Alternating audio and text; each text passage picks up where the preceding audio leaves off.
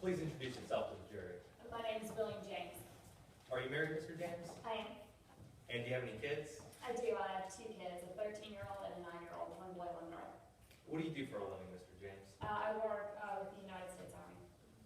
And how long have you worked for the Army? A little over 10 years.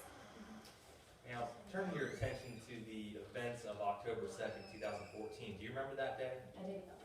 Why? I remember that day distinctly because that's the day that I was attacked by Pete Mitchell. What was your plan for that night?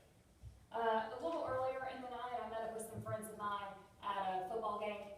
Went and watched the local Lone Star team play. And then afterwards hung out with his friends a little bit more. How did you get to the football game that night? I drove. I have a red truck that I drove. And where did you go after the football game? After the football game, I hung out with some of my guy friends again. I just got back from Iraq, so it's kind of like a meet-up again, kind of a little reunion. We went and we had a couple of drinks. Some of us just kind of hung out and really catched up. And where did you go after that? Afterwards, I went to the 7-Eleven to get kind of some late night snacks. How did you get to the 7-Eleven? My friend JT Sanborn was with me. We had just come back from Iraq together. JT doesn't drink at all, so he hadn't had anything to drink. So I had a couple of beers, so I let JT drive us to the gas station. What happened at the 7-Eleven? We were at the 7-Eleven. I picked out some of the food that I wanted to eat. And then when we were in line ready to check out, this long-haired kid knocked over a bottle of iced tea on the ground and it shattered and broke everywhere. How did you react to that? Accidents happen as far as knocking stuff over. That was fine. I was more shocked by what he did afterwards. He just didn't act like he was going to pick it up or anything like that. So I went up to him and I asked him if he was planning on helping clean up the mess that he had caused. Did he ever clean it up? No, he didn't at all. He just looked at me and said, this isn't my problem. It's not my job to clean it up. How did he appear on that night? He was tall, younger kid, longer hair, kind of a scruffy beard. Looked pretty intoxicated. Looked like he had been drinking. Objection, Your Honor, speculation. Overruled. Did you see where the defendant went after he left the 7-Eleven? I saw him walk out the doors, like he left. He checked out and left. But I didn't see once he walked out the doors where he went. I stayed in line and checked out and paid for my items and helped the lady clean up the tea that had broken on the ground. And after you paid for your items, where did you go next? We went to get back in the car. JT and I got home. Did you end up making it home? No. Why not? As we were leaving, JT was in the driver's seat. I was in the passenger seat. We were kind of parked right in front of the 7-Eleven. So as we were pulling out, this gray station wagon kind of backed up and blocked us in on that right lane, so we couldn't get out. How'd you react to that? I didn't know what it was, why the car had stopped there. I thought maybe they didn't see us.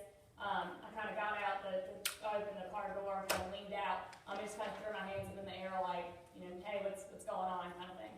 And after you did that, did the car move? No, the person inside of the car actually flipped us off. How'd you react to that? I didn't quite understand it. At that time, I didn't know who the driver of the car was. I just saw the finger kind of come up on through the glass on the windshield. And so I went to get out of the car to kind of approach him to see, what the deal was, what was going on. And what happened when you approached the car? As I went over to the driver's side of the car, the driver got out of the car. He kind of started walking towards me. He was on his cell phone. That's when I realized it was the same guy from inside of the gas station. And when you saw that it was the same guy, what did you do? It was still the same reason no matter who it was driving. I'm just trying to see if they were going to move. So I approached him, and he was talking on the phone and stuff like that, and I asked him, what's your problem? What's the deal here? And what did he do? He just smirked at me. He turned around and smirked, and just kept talking on his phone. After he ignored you, what did you do next? I turned around and just kind of walk away to be like, come on, let's go home. But he just kept kind of barking at me, as I could say, just kind of calling me names and stuff like that. So again, I went back to him and was like, what's your deal, man? But he would never actually talk to me when I was face to face with him. Did you mentioned that you tried to get back to the car. Did you ever make it back to the car? Well, at first I made it back to his car, and kind of told him when he went next to me, I hit the car and come on buddy, like it's time to go. We were ready to go home, so I started to then walk back towards towards the truck with JT, and no, I did not make it all the way back to that truck.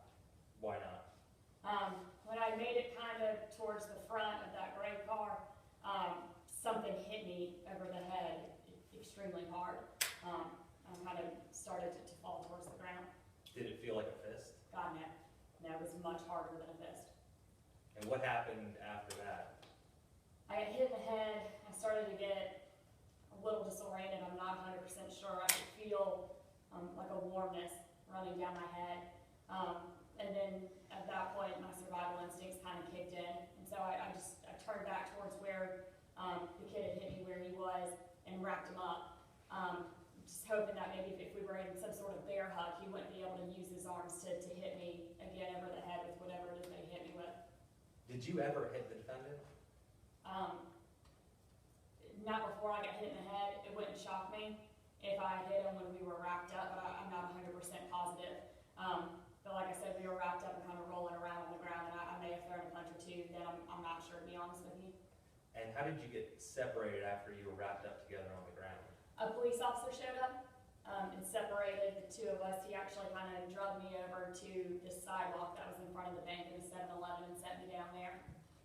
And did you ever leave the 7-Eleven that night? Eventually I left that area, yes, but not in my own car. Who did you leave with? I had to actually be taken to the hospital by an ambulance. And how did you get into the ambulance? JT and the officer actually kind of carried me under, look, I'm not proud of it, but I couldn't walk over there by myself. He knocked me pretty bad. And after they put you in the ambulance and took you to the hospital, what happened at the hospital? I saw a doctor that night. They kind of cleaned me up. Like I said, the warm stuff I felt running down my head earlier was actually blood, so my face was all covered in blood. So they cleaned me up, ran some tests, stuff like that. I had a CT scan done.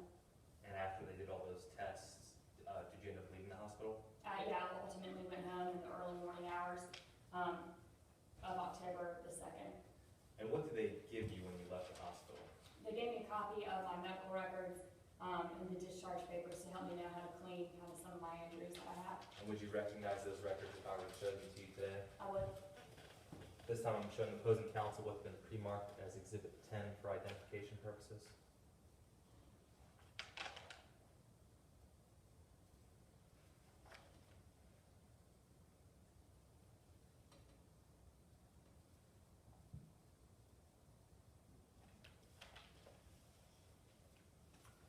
Approaching the witness with that same document. Willie, do you recognize what I just handed you? Yeah, these are the medical records that I was just talking to you about. And are they in the same or substantially the same condition as they were on the night that they were given to you? They are, yes, sir. Your Honor, this time I'd like to offer Exhibit 10 to evidence.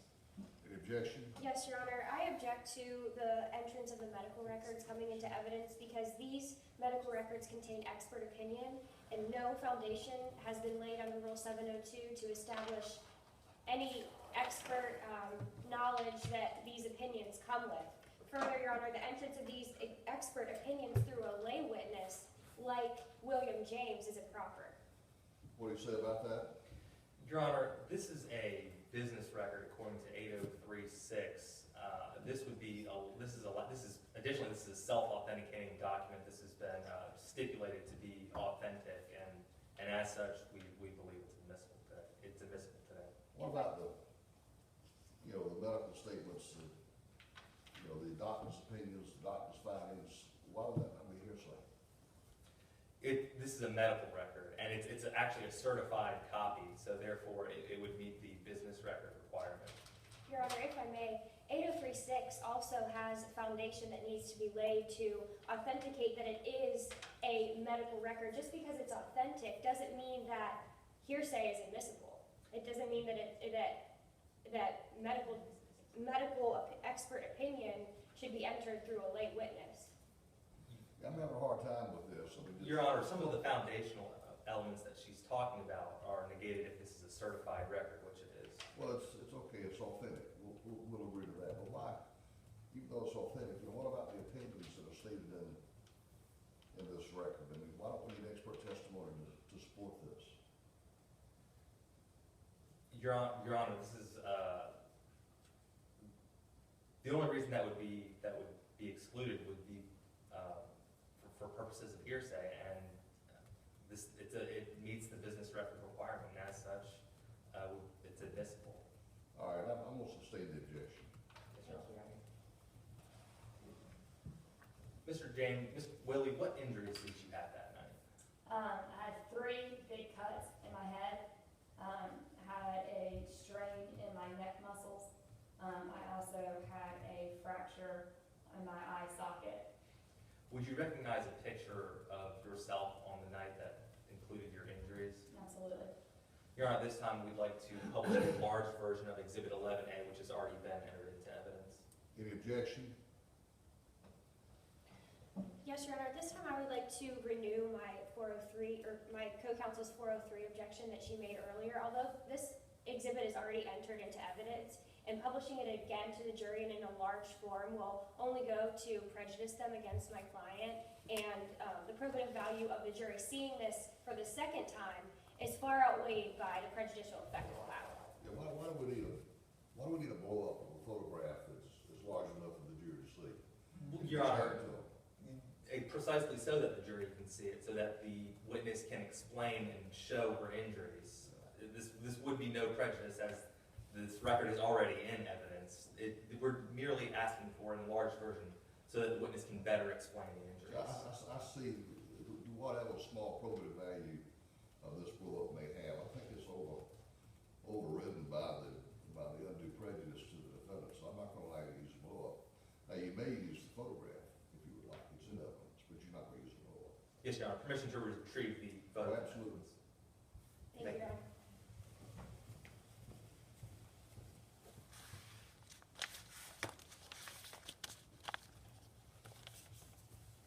Approaching the witness with Exhibit 11A. Mr. Willie, do you recognize that? Yes, and And what is that? this is a picture that was taken of me after I was at the hospital that night. And can you use that picture to show the jury the injuries that you sustained that night? Sure. Like I said, I had 3 cuts to my head. One was in this center area right here. One was actually on the top of my scalp, and the other one was on this. If you're looking at it, it's your right side, but it would be my left side, lower left head, forehead area. Now, you mentioned these 3 different cuts. How deep were those cuts? They were deep. They actually went down into the muscle. I ended up having to get a total of 21 stitches in the 3 different cuts. And you mentioned a fracture. Where would that be on the picture? Yeah, you can see my eye that's swollen shut. The fracture was over here in this kind of outer eye bone over your left eye. That was fractured as well. Willie, who did this to you? Pete Mitchell did this to me. No further questions. McCross? Yes, Your Honor, I just need 1 more minute to Sure, adjust my cross a little bit. sure.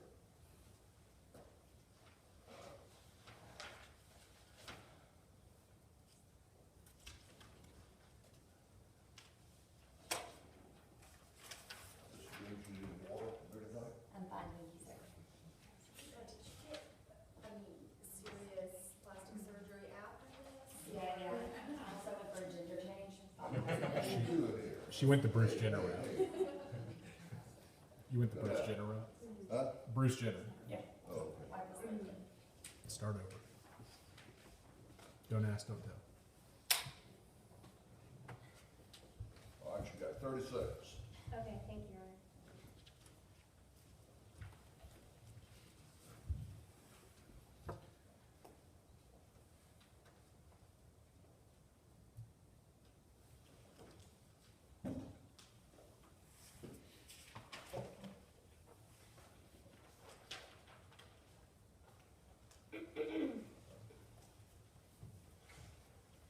Good morning, Mr. James. You served in the Army, didn't you? I did. And on October 2nd, you were with J.T. Sanborn, correct? Correct. And he served in the Army with you as well, right? Yes, ma'am, I did. And you had been drinking that night, I had a couple drinks, yes, ma'am. and then you went to the 7-Eleven here in Lone Star, right? Yes.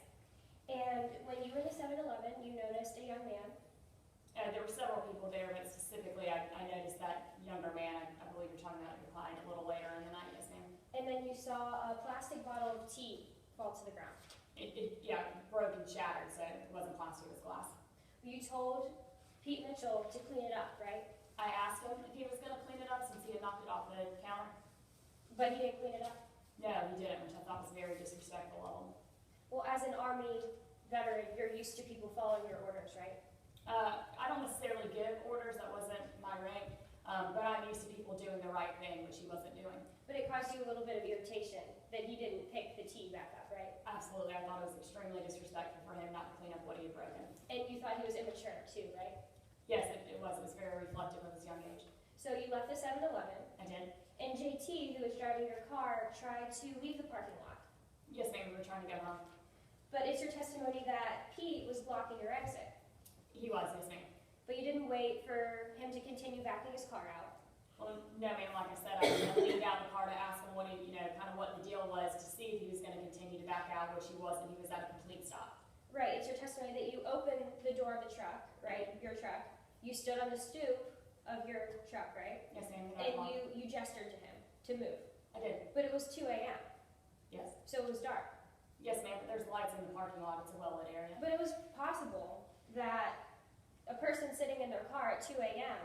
who wasn't looking for you to gesture may have not seen your gesture, right? I have no idea. I clearly saw his gesture that he gave me with his middle finger, so I would assume he could have seen mine. You testified that you saw, or instead of, again, waiting for Pete to move his car, you and JT went up to the driver's side window.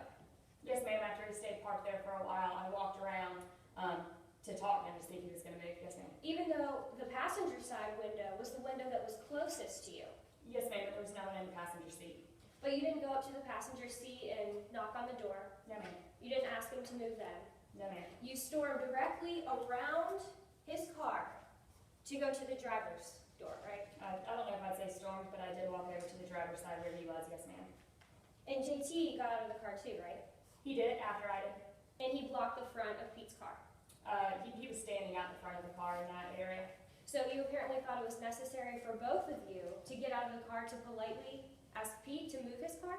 Yes, ma'am, we were trying to see what was going on. And JT was necessary to ask him what was going on too? Well, ma'am, we had no idea if he had any weapons in his car or anything like that, so we went together. And again, when you went to the driver's side, you asked Pete to get out of your way, right? Yes, I asked him, what the deal was, if he had a problem with us, and if he was planning on moving his vehicle so we could continue out the parking lot. Yes, ma'am. And you stated that was when Pete started calling you names, right? He did. But you can't remember a single name he called you. No, ma'am, you can see, I was kind of hit pretty hard in the head, so I can't remember verbatim what he said, so I wouldn't want to mischaracterize it, but he was kind of, like I said earlier, barking things at me, calling me names. You were so angry you couldn't remember what happened, could you? I sit here today and I can't remember, no, ma'am. But in your statement that you gave directly to the police officer following when he got there, you said, I cannot remember clearly what was said or done. Yes, ma'am, that's exactly, I can't remember clearly what was said. But you do remember being so frustrated that you hit on Pete's car door, right? Yes, ma'am, like I said, come on, let's go, like it's time to go home. That So day. not once but twice you hit his car door. Yeah, like, come on. So you were angry enough to hit the door. I was frustrated enough that I wanted to go home to my wife and kids, so yes, I hit the car door asking him to move on. And Pete was standing right next to that car door, wasn't he? Pete was, outside the car door. He was there. We were in the same general area, yes, ma'am. And after Pete hit you with the flashlight, you got into a wrestling struggle, right? Yes, ma'am, it's the flashlight that hit in the head with, yes, like I said, I turned around and I bear hugged him and we were wrestling on the ground. But you never said anywhere in your statement that Pete was the one who hit you first, did you? I don't know who hit me. I turned around and I was walking away. I got blindsided from behind. Then when I turned around and locked up with whoever was directly behind me, it was Pete Mitchell. Well, you said on direct you were walking away from the car when Pete hit you, right? Yes, You said also though that your eye socket was injured, it was. not the back of your head. Well, I had an injury on the top of my head, yes. But you never mentioned in your statement at all that you were walking away from the car, did you? I can't recall 100% if I did or if I did not say that. Would you like to see your statement? Sure. I'm showing opposing counsel the statement of William James. I know it's a little left out, or we don't have it. Is that okay?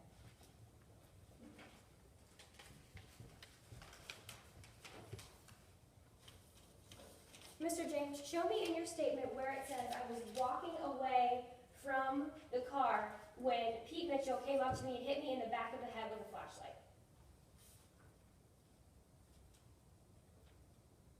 And I don't believe I specifically stated that I was walking away. Because you weren't walking away, were you? I mean, I was. But you didn't include that very relevant fact in your statement? I did not, I mean, And that night you were charged with disorderly conduct, correct? I was. And you had the opportunity to plead guilty or innocent to that charge, correct? Yes, ma'am. But you pled guilty? I pled guilty for the fighting afterwards, yes, ma'am. We did engage in that fight, and I was wrestling him on the ground. Yes, ma'am, I did. I took responsibility for it. Thank you.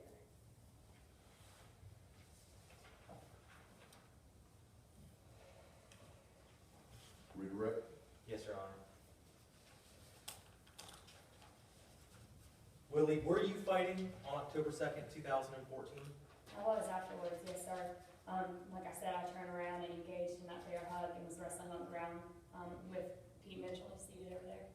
And why were you fighting?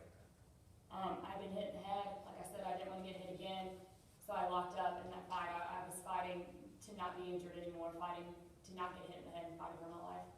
They mentioned that you were hitting the car door. Was there any damage to the car door? Not that I saw, no, sir.